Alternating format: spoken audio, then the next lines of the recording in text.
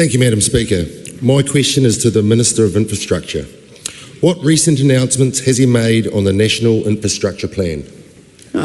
Honourable Chris Bishop. Madam Acting Speaker, earlier this month I welcomed the release of the Infrastructure Commission's discussion document on the National Infrastructure Plan. It gives everyone an opportunity, including government agencies, local government, private sector, iwi, NGOs, to have their say on what the plan should include. It's got 4 components: an infrastructure needs assessment, a strengthened national infrastructure pipeline, an infrastructure priorities program, and recommendations for priority system reforms.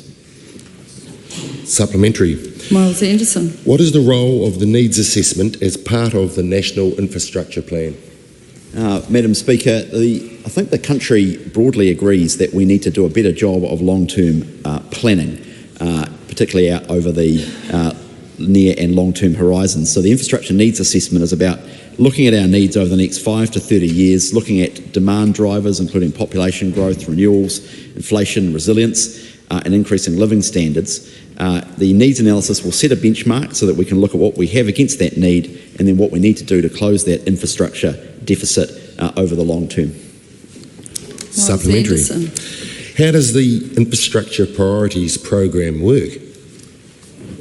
Mr. Speaker, we're picking up some ideas that have been used overseas, most notably in parts of Australia, where independent agencies take a structured independent assessment of priority problems and projects. I want the independent experts at the Commission to give us their best estimates and assessments of what projects are worth doing.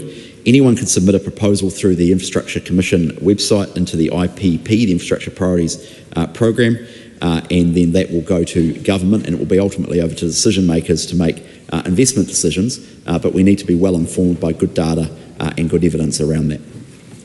Supplementary. Miles Anderson. What are the next steps for the National Infrastructure Plan?